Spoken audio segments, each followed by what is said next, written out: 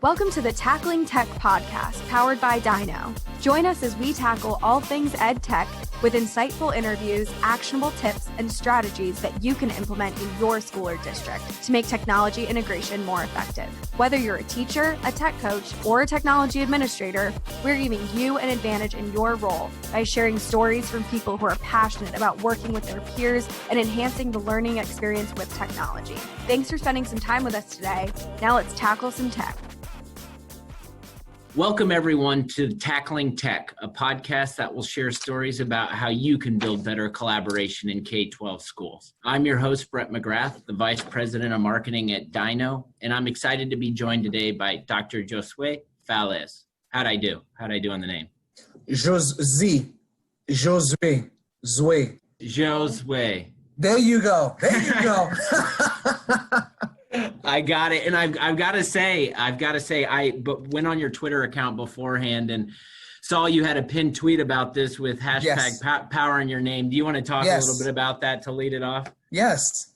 As a student in young age, educators had issues with, or challenges, or even discomfort with saying my name, and they changed it. I was actually embarrassed as a child to even write my given name, Josue. And for, I would say, up to about college, that's when I actually started writing my name Josue, because it was just more formal, using the I wouldn't say legal name, but actually my given name. So as of November 11th, 2019, based on the work that I do at Rutgers Grad School of Education and overseeing an institute that focuses on equity, cultural competency, restorative practice, and stuff like that, I realized the importance of people just maintaining their cultural identity and not allowing others to pull it away from them, regardless of their discomfort. And I realized I was actually perpetuating what I speak against. So I took it back, and now I require everyone to call me by my actual given name, not the anglicized name of Josue Falaise, which I went by for 46 years, and I'll go by my actual given name of Josue Falaise. That's super fascinating, and something I would imagine most people listening don't even have to think about or consider, and an interesting jumping off point for this conversation, but definitely makes a lot of sense. So you gave a little bit of background that I was going to give about your role currently at Rutgers. Prior to that, you spent 20 years in education as both classroom teacher, but most of that time was spent as on the administrative side, focusing on designing curriculum, using data to drive instruction, and then also developing high-performing professional learning communities, which is something we're going to be talking about today. So I'm excited to jump into it. Let's do it. Awesome. So I think just for the audience, it'd be interesting for them to know the background on why we're talking. Our company goes to a lot of shows, and we organically met you at FETC in Miami, and my team came back and we had talked about this podcast series and developing more content. And they immediately said to me, hey, this is somebody we certainly need to talk to. He works on topics and areas of interest that we're trying to share with the market. So just to let everyone know, it was a conversation with members of our team at an event, and then I reached out this week, and you were quick to respond, and here we are right now. So I wanted to launch off on just like when we had a conversation earlier this week, something that was really fascinating to me, but we talked a lot about just building and developing systems, and something that you have a lot of experience on. And I think when people think about building systems, they immediately think about technology and how technology fits into that system. But I think you share a little bit of a different perspective on building systems and how technology fits in. You want to talk a little bit about that? I mean, it's pretty clear and quick. When you're looking at systems, you're looking at designing the process of how things go. Technology is to enhance. So to me, technology is just a tool of enhancing efficiency to make the operation run. But it's really the people and how they're designing the process and procedures to make everything work efficiently. And do you find, and I hear this a lot in our conversations, that people are trying to lead with technology, and there's all this talk about technology changing K-12 education, and people are uncertain about how they integrate the technology that they're hearing about, that they're reading about, that they're seeing about. If you had a recommendation for just educators in general when they're thinking about implementing technology in their classrooms, what would like step one be for you? Making sure that you have the research behind it, but even more so, it's designing a plan. And let's go back to the system. When you're looking to implement technology, what best tool you have, but then how are you training the people in the system to utilize it? Because you can have the greatest technology, but if the teachers aren't trained on how to utilize it, it's one thing. But then what if the technology does not work? To me, it's always about the people, not the product or program. So there's steps about technology like the 21st century, because when we use the word technology, people usually misconceive that with 21st century practices. And in 21st century practices, certain components in the 21st century standards, you see critical thinking, problem solving, and even interpersonal relationships. These are things that are in 21st century. So it's not just a technology, which is one of the standards of the 21st century standards. I love that. I love that. And so with that being said, and that setting kind of like the foundation for the conversation, how does, professional learning communities or PLCs fit into this? So my premise of when I work with PLCs is it's basically looking from an understanding by design format, which is backwards design, backwards thinking, backwards planning to come up with the big picture and then letting people see the baby steps of what they are desiring, their expectations. So to me, it's basically building it through climate and culture and building the capacity of the people for that. As a principal, as an assistant superintendent, I looked at it from a curriculum instruction lens, and I'll get into how it connects with technology. Eaker, and Dufour, and Eaker have three things when we look at the PLCs from a curriculum lens, curriculum and instruction lens. They're looking for, what do we want students to know? How do we know when they know it? And what do we do if they don't already do? In my work that I've been doing at Rutgers, I'm now an equity warrior. In some cases, they may call me a co-conspirator as far as like to dismantle systems. And that's a way of making sure that things are equitable for people that are marginalized or minoritized. And my three questions that I basically look to ask now are, what are the inequalities and equities that currently exist in your school, district, or even organization? Second one is, how culturally competent are the educators and leaders in your organization? And third is, what steps do we take towards becoming culturally proficient, a school, a district, and an organization that implements equitable practices? So now all those play into this work. And I'll say it again. What are the inequities and inequalities that currently exist in my school, my district, or organization? How culturally competent are the educators and leaders of the school, the district, or the organization? And then third step is, what steps do we take towards becoming a culturally proficient school, a district, or an organization that implements equitable practices? So I ask all these things because usually when you go straight to technology, you're wondering, okay, technology is great, but then as a product, you're saying we got the great technology, but then there's not great teaching, there's not great learning, you're missing engagement, or if it is, it's not efficient, and there's no self-efficacy by the students. So you're missing those two parts. And again, that's where I go to the equity warrior part. We're looking at things culturally. Every community is different. So some communities may be great with technology. You have everything that's operating state of the art. People have been trained. The system has a great technology plan. They've really unpacked the 21st century standards. But then in other districts where there's the inequity, where students aren't getting what they need, that's where you're having disparity. And then sometimes these educators, some educators are blaming the parents, blaming the students, and blaming the system, maybe just the school, but it's a systems issue of inequities. And then as a result of lack of cultural competency and the inequities, that's why we're seeing continual, pervasive, low student performance and even attainment, engagement, and ultimately achievement. Wow. Yeah, that's great stuff. So from those three questions that you're asking, I know you have experience both at urban and suburban schools. how have applying those three questions in each of those settings, what have you uncovered as you're trying to, you know, define and develop PLCs within those districts? It's a mind shift. It's a paradigm shift in people's minds.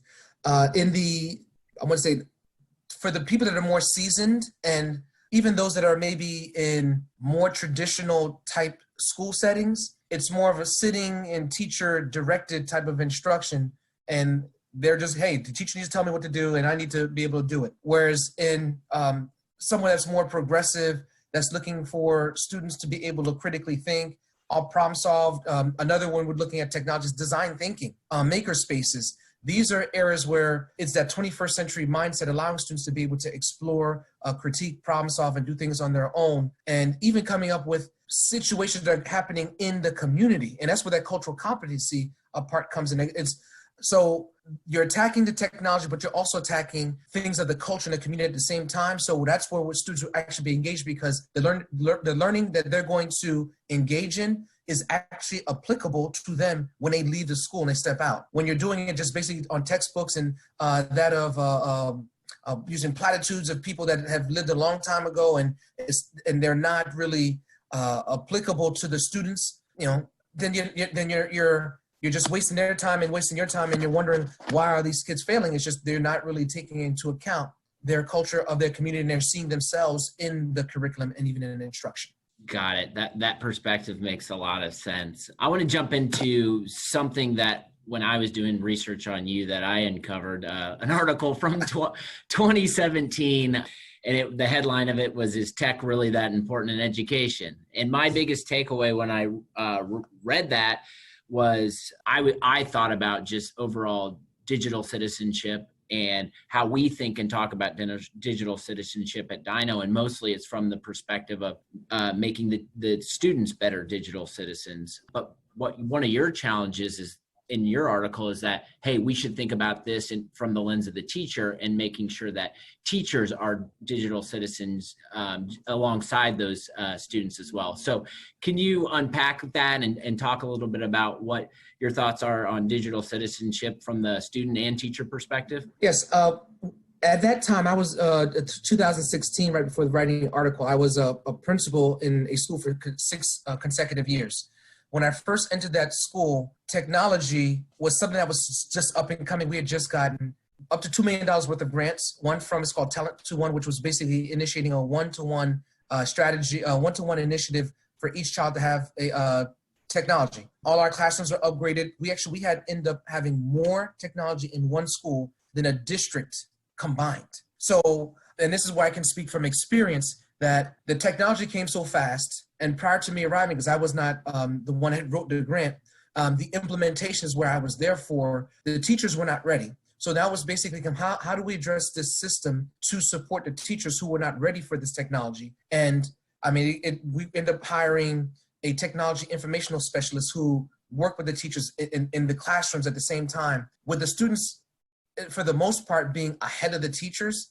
We ended up designing a program where students went over the summer, learned a lot of the technology, and supported the teachers. So it became like a internship type of program where I would send the teachers, certain students, to the teachers and have them run maybe a PLC, where the students were teaching teachers on, at that time I remember Prezis were one of the big things.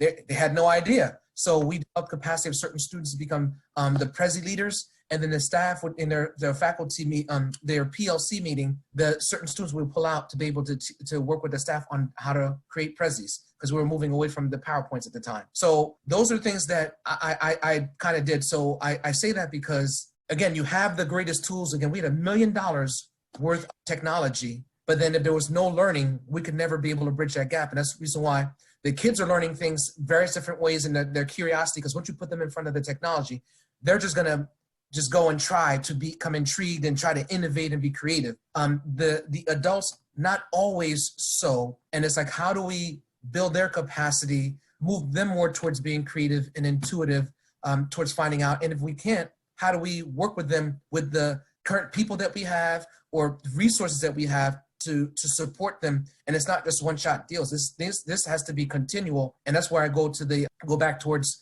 discussing systems. The system will be set as far as like a year, 2-year plan, how you're addressing finances, people, structures, procedures. If things don't go well, what are you doing as far as like with the backup plan, troubleshooting? And like I was able to hire a computer technician that even after the grant was over, how do we keep him? So I was able, in the systems perspective, I lost a staff member due to attrition, and I reclassified the position to be able to keep the computer technician. And again, I was the only school in the district that had the computer tech in my building because of the systems plan.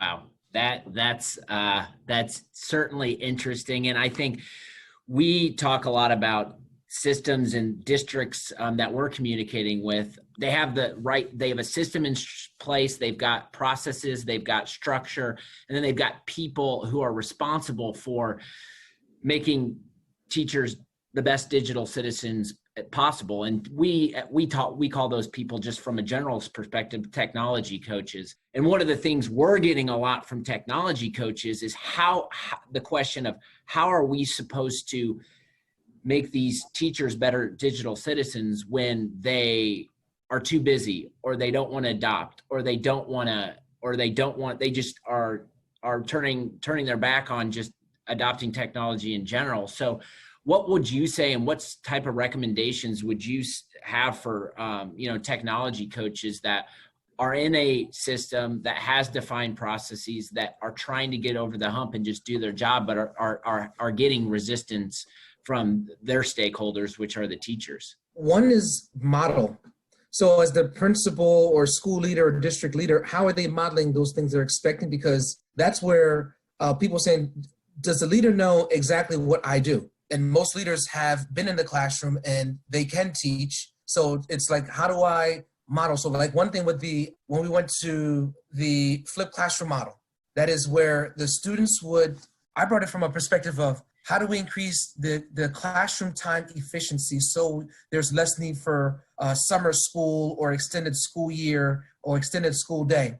So we went to flipping. I tried one teacher to work with a Clintondale High School out of Michigan. And it basically built a capacity teacher there where the students came to class and it was solely problem solving. You did your homework and stuff, the learning at home. So when you came to school, it's like you're coming to school, just questions. And as you ask those questions, that's the true learning, both exemplar and non-exemplar. So these were things that I had to basically model with the staff first. I remember even promoting gamification. So in faculty meetings, I would run Kahoot. Bring their phone devices, and they'd see different leaderboards. And after doing that, literally more than half the staff the next year was using Kahoot as something that they did to start off their do nows or activating prior knowledge. So it's how do we model those expectations? Then they're saying, you know what, I want to try the next thing because people love success. The flipped classroom, we had only one teacher do it 1 year, but when the test scores came out and her class had surpassed every single person in the entire school, more than half said, what do you do? And they started working with her. And again, that's how I was able to support them. And she became that teacher leader on the flipped classroom model, increasing instructional rigor. And I worked with her. So it just how do we model and how do we support? And then once people start seeing success, you're going to go with it. They're going to just say, I want to be part of that. And because the students are benefiting, it's not even about the adults. It's like, once the students get a taste of that success, also the engagement, the learning, and feeling successful, they're going to say thank you to the teacher, and the teacher's going to want to do more. I like it.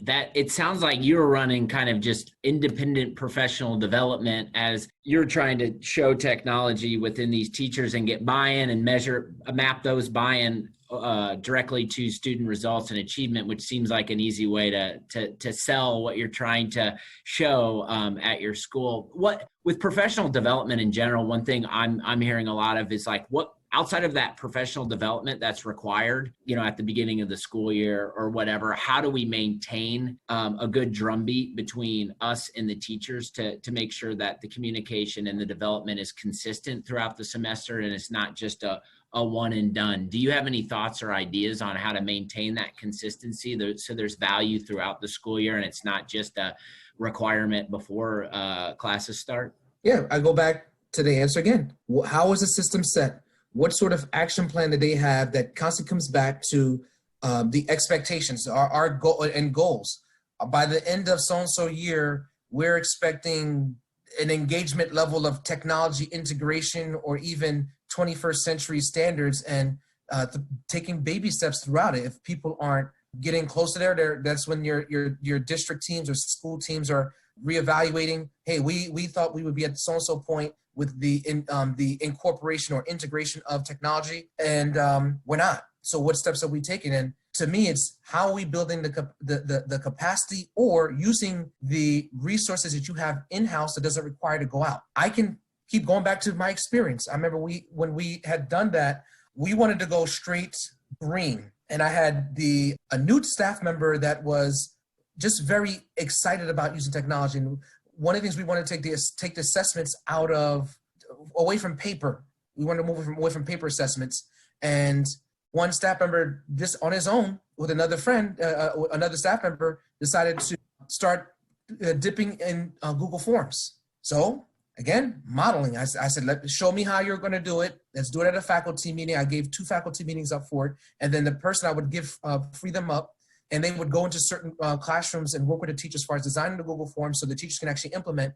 We had, again, all the technology. So the students used to use clickers, that the feedback or the responses would go into the clickers, which would give the teachers immediate feedback. That's less grading. So it's like, look how much time we save, not just for receiving responses, but even grading, and give the students immediate feedback towards the results. And when I said led to success with this staff member, he was being called to different PLCs because of it. And next thing you know, we were going green. The challenge now was we have all this technology, this results from technology, and then they need to start posting things around. That was a requirement around the hall so they can see work. It's like, oh, we got all this stuff through technologically, but then we also need some hard paper evidence. And it was just like, those are things, and that's a good problem to have, because it's just people start seeing the success of it, immediate feedback, and they just saw how they were able to use their time efficiently. Again, that's the purpose of technology. How can we make our time more efficient? How can we use the products and be more effective?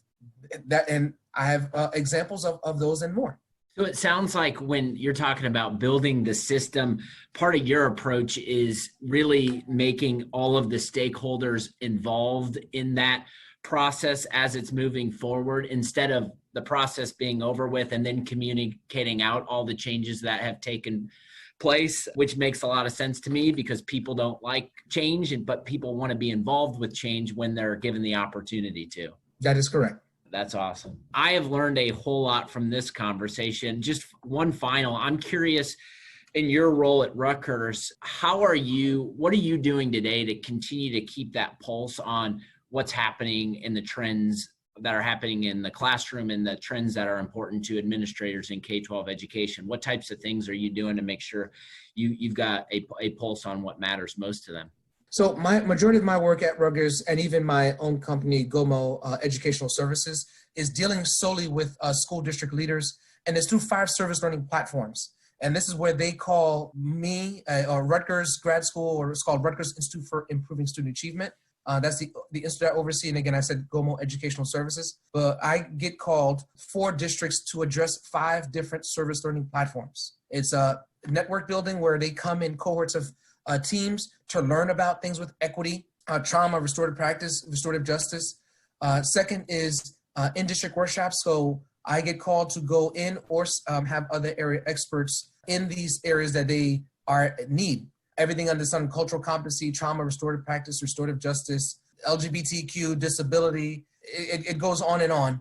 Leadership. The other part is conferences. So there's a number of conferences that are being held throughout the year, and people can come to those, again, with those overarching topics. The keynote speaking, we do a number of those, either beginning of the year, mid-year, end of the year, depend on where it's not just school districts, but even organizations call. They're looking to get their staff excited and inspired about certain topics, and they call me to see what we can do, and I've done a number of myself. And last one is equity audits there, and I use that cultural the equity lens that I was telling you about, keeping things focused. There's inequities that are occurring in every single school district, and sometimes people tend to look at it from a homogeneous perspective, depending on the homogeneity of your school district.